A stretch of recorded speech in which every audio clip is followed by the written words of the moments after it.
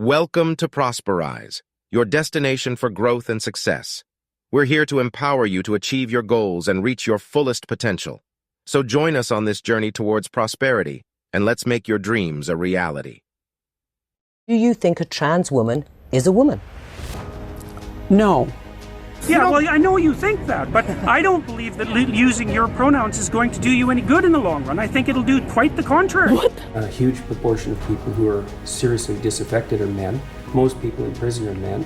Most people who are on the street are men. Most victims of violent crime are men. Most people who commit suicide are men.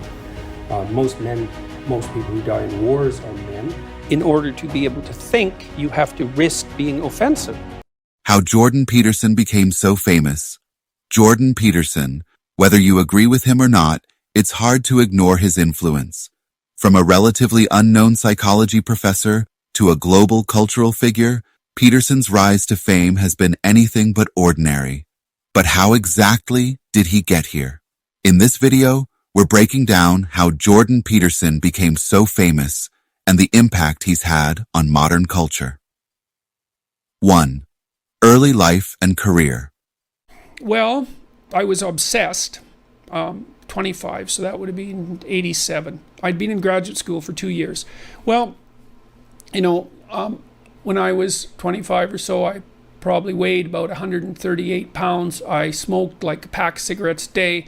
I drank tremendous amount of alcohol. I was from northern Alberta, this rough little town up in northern Alberta called Fairview, and there were long winters there, and my friends were heavy drinkers, and most of them dropped out of school by the time they were 15 or 16, went off to work on the oil rigs, and it was a rough town, and we drank a lot. I started when I was 14, and and so I had a lot of bad habits, let's say, and things that were, and I wasn't in great shape physically, and I was also still intellectually obsessed by, as I am now, and so that would have been in 85. But I decided around then, about 85, 84, something like that, maybe a little earlier, that I was really going to try to get my act together, and so I started doing that. I first of all I quit smoking. Well, that took a long time because I eventually had to quit drinking too in order to quit smoking. And Born in 1962 in Alberta, Canada, Jordan Peterson had a humble beginning. He studied political science before earning a PhD in clinical psychology from McGill University.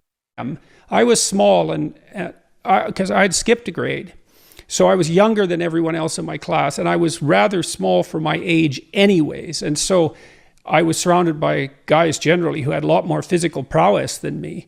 I didn't really participate in team sports until I went to graduate school. Partly because of that reason. Although I went skiing with my father, and cross country skiing and trapping and that and hunting and that sort of thing. So, but I was much more academically inclined than most of my friends, and I wasn't exactly from the same kind of working class background that they were from. So most of my friends, their parents had finished high school or not. Afterward, he spent years teaching at the University of Toronto. Peterson's academic work focused on topics like personality psychology, religious belief, and the nature of meaning in human life. Though he had a respected career in academia, it wasn't until the mid-2010s that Peterson started gaining major public attention. 2. Bill C-16 controversy. But I think the difference between, I'm talking about compelled speech. There's a difference between saying that there's something you can't say and saying that there are things that you have to say. And I regard these made-up pronouns, all of them, as the neologisms of radical PC authoritarians. Do you understand that? And I'm not a fan of that sort of person. And the reason I'm not a fan of that sort of person is because I've done my homework. I've read everything I can get my hands on in the development of authoritarian political systems, and I know the literature inside out and backwards. And I am not going to be a mouthpiece for language that I detest. And that's that. Peterson's rise to fame really began in 2016 when he publicly opposed Canada's Bill C-16. The law, which added gender identity and gender expression to the list of protected categories, was, according to Peterson, an overreach that would compel speech by forcing people to use specific gender pronouns. But it's also the case that part of what brought me to wider public attention was my opposition to some legislation in Canada, a bill called C-16, which I regarded as an attempt on the government's part to compel speech, which, by the way, in the United States, the Supreme Court in the United States in the 1940s decided that it was unconstitutional for the government to ever require you to say certain things. Right. There's exceptions for commercial speech. So if you sell tobacco products, for example, you might have to put a label on your packaging. But in private speech, there's to be no compulsion from the government. It's different than forbidding you to say certain things, because this was a requirement for a certain form of speech. And that emerged in this bill, C-16, which purported to do nothing but extend certain rights to the transgender community in Canada, but which was, in my estimation, and I read the policies very carefully, an attempt to write a particular view of gender into the law, the view that gender is only a consequence of environmental conditions, is socially constructed, which is patently false and runs contrary to what I would regard as thoroughly settled science, and also to compel a certain form of address. And I felt that that meant that the politicians in Canada were using a false compassion and a certain ideological attitude to justify extending dominion over the content of free people's speech. This opposition sparked widespread debate, turning Peterson into a controversial figure. Critics called him transphobic, while supporters saw him as a defender of free speech. This moment marked the beginning of his online presence and public persona. A trans woman is a real woman. I don't really like the way those questions are formulated. You know, I don't know what that means. What do you mean a real woman? Well, I'm asking you, in your mind, you know, it depends what you think a real woman is, but do you think a trans woman is a woman? No. Why not? Because I think that women are capable, generally speaking, of having babies, and they have female genitalia, and they have an XX chromosome. 3. The 12 Rules for Life. Breakout. In 2018, Peterson published 12 Rules for Life, An Antidote to Chaos, a self-help book blending psychology, philosophy, and personal advice. The book became a global bestseller, resonating with millions who were searching for structure and meaning in their lives. Delighted to see you. This may be quite an annoying question since you've written a book that talks about 12 rules for life. But just for those in our audience who may not have heard your lectures or watched you on YouTube or read the book, is there a way you can capture the essence of your argument? Is there perhaps one rule above all others, or some core argument that you could use to explain? There's probably two, I would say. Okay. One of the rules is do what is meaningful, not what is expedient. And that's sort of twinned with tell the truth, or at least don't lie. Right. And I'd like to concentrate mostly on the rule that describes the necessity of meaning. And I've spent a lot of time talking to my public audiences about this, as well as outlining it in the book. The book, with its practical wisdom and deep dive into personal responsibility, hit a nerve with audiences.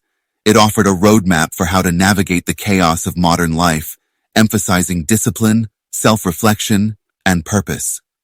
Part of the reason that people fail is because they don't ever set up the criteria for success.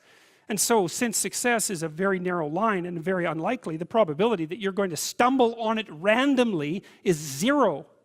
And so there's a proposition here, and the proposition is, if you actually want something, you can have it. Now the question then would be, well, what do you mean by actually want? And the answer is that you reorient your life in every possible way to make the probability that that will occur as certain as possible. And that's a sacrificial idea, right? It's like, you don't get everything. Obviously. 4. Media influence and online presence. I'm not anti-feminist, per se. I mean, I think the idea that the world would benefit from the movement of talent from both sexes into the workplace as rapidly as possible is something that anyone with any sense should share, given the rarity of talent and the necessity for for utilizing it. I do stand by my original statement, though, that there's a brand of more radical feminism that insists that our culture is best characterized as an oppressive patriarchy, and I think that, first of all, that's an appalling sociological doctrine, and I think it has very negative psychological effects. Alongside his book's success, Peterson leveraged YouTube to spread his ideas. His long-form videos, where he tackled complex issues like psychology, politics, and philosophy, gave him direct access to a global audience. This made him a go-to figure for those seeking intellectual engagement with today's cultural debates. Saying aim low enough, have a low enough bar. Why do you mean that? Well, let's say you've got a kid and you want the kid to improve. You don't set them a bar that's so high that it's impossible for them to attain it. You take a look at the kid and you think, okay, this kid's got this range of skill. Here's a challenge we can throw at him or her that exceeds their current level of skill, but gives them a reasonable probability of success. And so, like, I'm saying it tongue-in-cheek to some degree, you know, it's like, but I'm doing it as an aid to humility. It's like, well, I don't know how to start improving my life. Someone might say that. And I would say, well, you're not aiming low enough. There's something you could do that you are regarding as trivial, that you could do, that you would do, that would result in an actual improvement. But it's not a big enough improvement for you, so you won't lower yourself enough to take the opportunity. Incremental steps. Yes. So this is also what is achieved through exercise.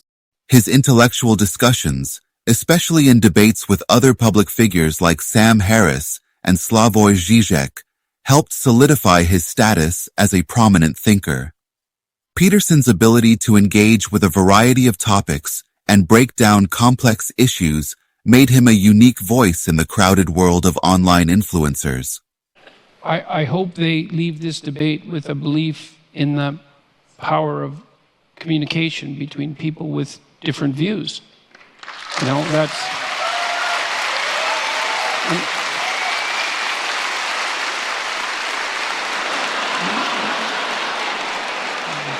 I mean, there is a growing idea on college campuses, tell me if I go over my minute, that there really is no such thing as free speech because people are only the avatars of their group identity and they have nothing unique to say. And besides that, there's no communication across boundaries of identity or belief. And I think that that's an unbelievably dangerous and pernicious doctrine.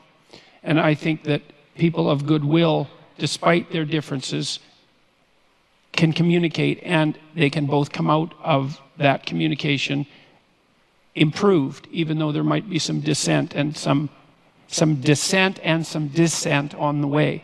And so that's what I would hope people would come out of this. Thank you. 5. The criticism and backlash. Choices and having equality of outcome. Well, so the overwhelming proportion of people who are in prisons are male. Now, do you want to equalize that, just out of curiosity? What about bricklayers? They're 99% male. And we've got about 3/4 of the population now in universities in the humanities and social sciences are female. Yeah. Are we going to equalize that? And men work longer hours. They work more dangerous jobs. They're more likely to move. They're more likely to work outside. They're more likely to participate in jobs in the STEM fields that are scalable. They make more money for those reasons. And that's all hidden under the idea that the reason that men and women make different amounts of money is... However, Peterson's rise hasn't been without its share of controversy.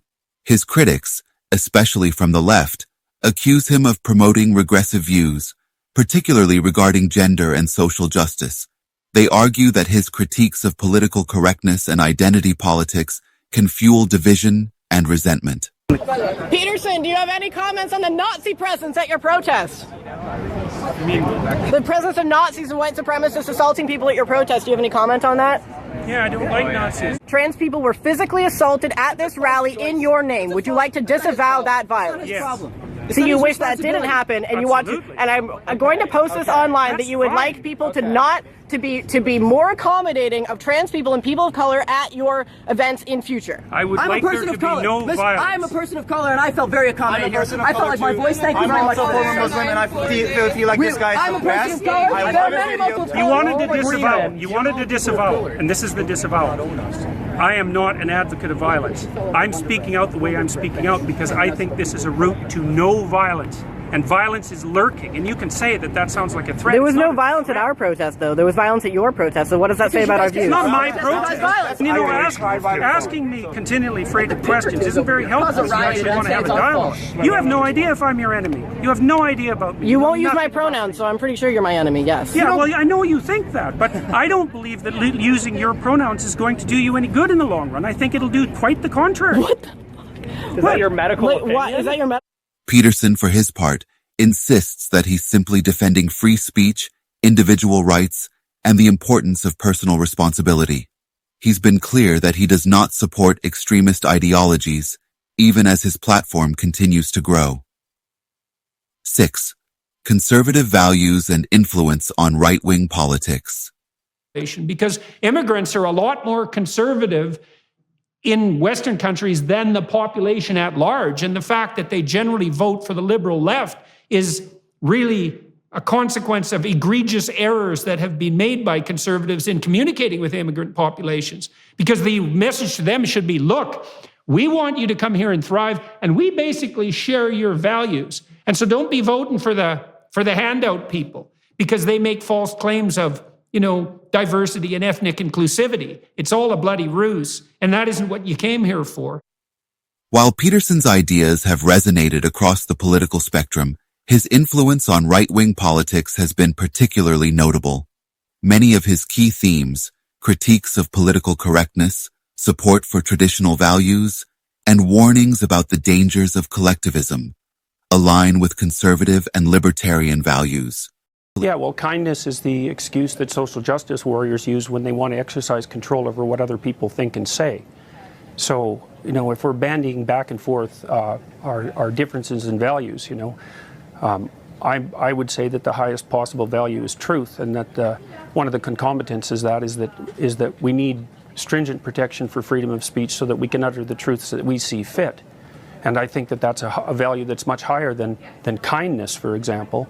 I mean, there's lots of situations in life where kindness in the immediate present is not the appropriate way to react at all.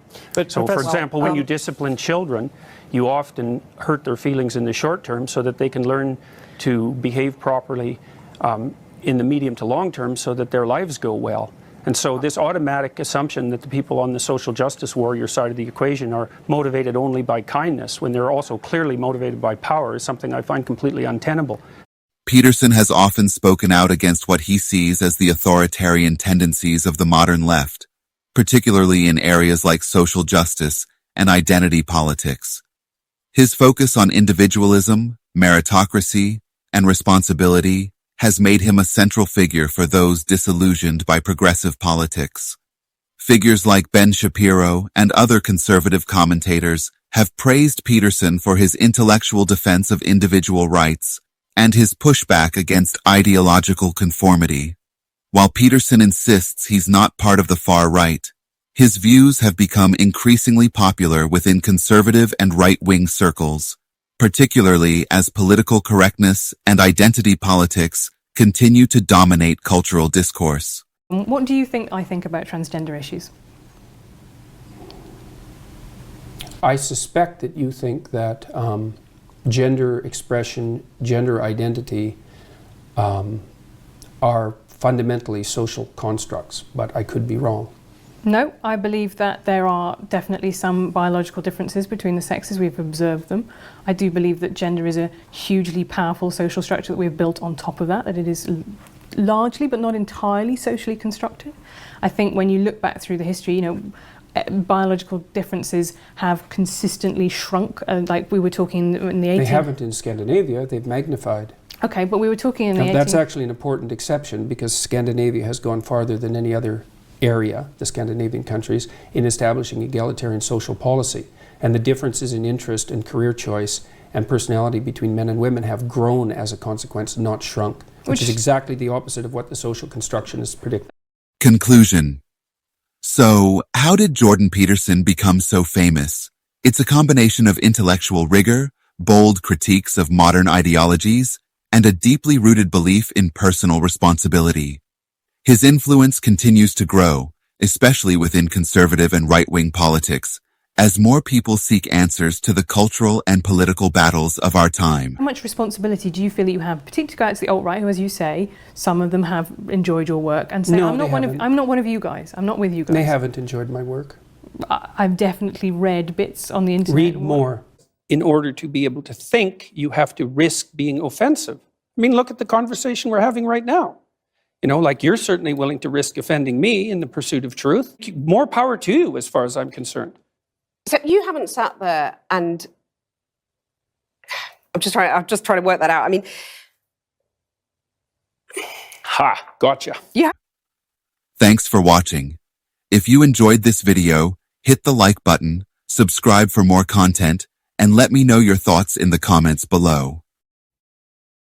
If you enjoyed this video and found it helpful, please consider subscribing to our channel so you can stay up to date with our latest content.